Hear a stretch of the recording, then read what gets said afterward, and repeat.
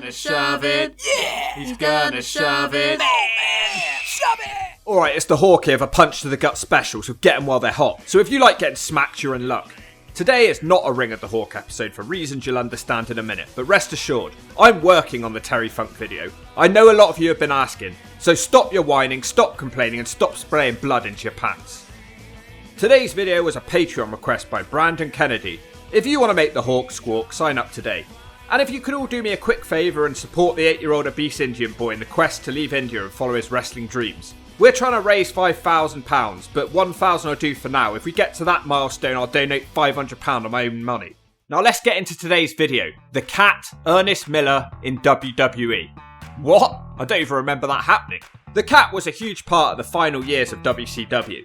He was reportedly hired in the first place because he taught Eric Bischoff's son Garrett karate. I had no idea Garrett knew karate. He certainly didn't use it in TNA. The Cat did quite well anyway by all accounts, and he used his dancing and karate on screen in WCW, and he was also the 3-time on-screen WCW commissioner, so he got a lot of airtime. Vince McMahon was also another one who was entertained by Ernest the Cat Miller, and he was hired by the WWE in 2002 after the WCW went out of business. So we've heard about the burials of former WCW stars like Goldberg, Scott Steiner and NWO, but one man no one ever talks about is Ernest the Cat Miller. So how did he get on? Well, when he came to the WWE, he was just shoved on commentary. But it was actually worse than that. He was a commentator on Velocity, a show that barely anyone watched. That isn't a knock on Velocity, by the way. I know a lot of people are fond of that show. But it's a fact that at the time, it wasn't an important show. Towards the end of 2003, they started airing promos for the Cat, Ernest Miller, on the SmackDown brand. They had him dancing like WCW and then in a limo with a James Brown impersonator. So it sounds like they were trying to make a bit of a big deal of him. The James Brown impersonator is actually a man called Lamont. He's another one whose time in WWE was extremely limited. Lamont introduces the Cat as the hardest working man in sports entertainment. He comes out to music saying, "Somebody call my mama." He says he's not going to leave the ring until he's entertained the audience. He starts a big dance routine with Lamont acting as his hype man. Then he says it's time for the payback and he does the splits. The crowd are in complete silence. They're in shock at what they've just seen. Then he says he needs someone to dance with him. For some reason, there's some men dressed like they've just broken out of prison, but they aren't selected to dance, unfortunately. In the end, Torrie Wilson is selected, and this wakes the crowd up a bit. The Cat is on the mic again now, and he says, "Who wants to work this body like a sex machine? Someone who call my mama." Torrie is confused and doesn't know how to dance to this sort of music. There's only one type of music she's used to dancing to in the WWE. Here we go, Playboy cover girl, Torrie Wilson. This segment goes on for 10 minutes with Torrie and the crowd eventually getting into it. I did find myself questioning why I was watching such a long dance routine. I got some weird looks from the lady I had round. No, I'm not weird, I don't watch dancing for a living, I actually watch men rolling around in their underwear, it's completely normal. The Cat doesn't wrestle and nothing happens. He doesn't show up on the next episode of SmackDown, but he's out dancing to the ring on the following episode.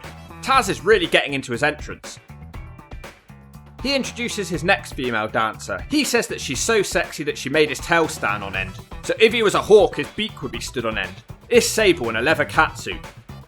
Lamont is a funny dude. Sable pulls a heel move and says she doesn't want to dance, as the only person she likes to dance for is Vince McMahon. The Cat continues trying to pressure her, and eventually he forces her to do it, and then he plants a kiss on her. Then he strips down and starts dancing in his boxers. It's over. This storyline somehow continues into the next show. The Cat looks like Virgil in 2021.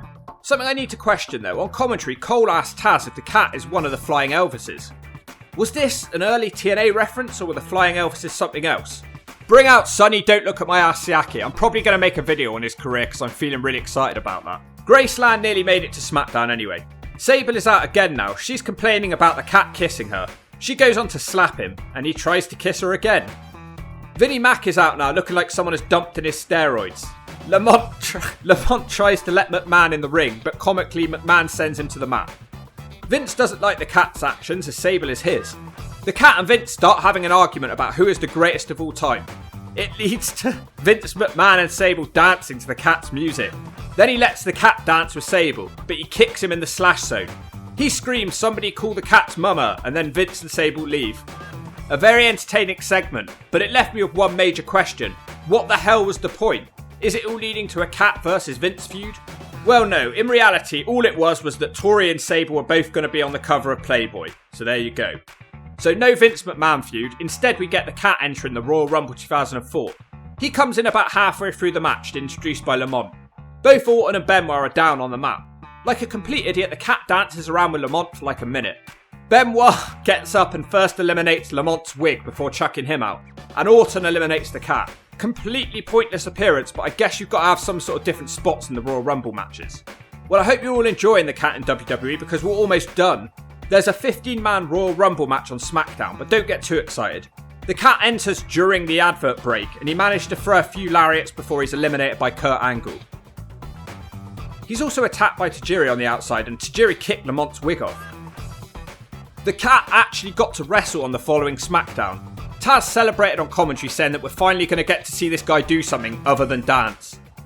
Unfortunately for the Cat and Taz, this match wouldn't actually make the SmackDown broadcast as he took on Tajiri. So it begs the question, how the hell did this guy get this match? Cat hits the splits and a chop to the throat. Tajiri starts dominating the match whilst Taz makes racist commentary. He says Tajiri will have an easy match because he eats cats every day for breakfast. After a few minutes, Tajiri misses a kick and the Cat rolls him up for the 3. Tajiri and his minions beat the Cat up again, but he's saved by Orlando Jordan. Tajiri, the Cat, Orlando Jordan, Akio, Cicada and Lamont. This was honestly like a collection of WWE's most forgotten men. Jordan dances with them and does a backflip, and that's about it. So that was a waste of time. If he'd have hurt himself, it didn't even make the main broadcast. What a complete waste of time. The Cat was released by the WWE just after this. We thought that we'd never hear of the Cat again in the WWE, but in 2012 a new, very fat man was here called Brodus Clay. They gave him the Cat's old music and the Somebody Call My Mama catchphrase. He was nicknamed the Funkasaurus and he lasted a lot longer than the Cat. Ernest has since spoke about how pissed off he was about this because he felt he wasn't given enough time to make the gimmick work. And I have to say, I think he was right. So I feel at this point I'm confident enough to say that this was yet another WCW failure in the WWE.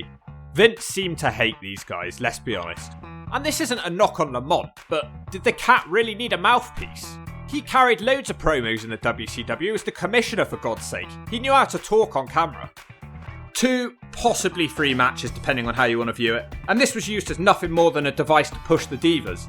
In the WWE he didn't play the same character as in WCW as his legit karate stuff wasn't mentioned.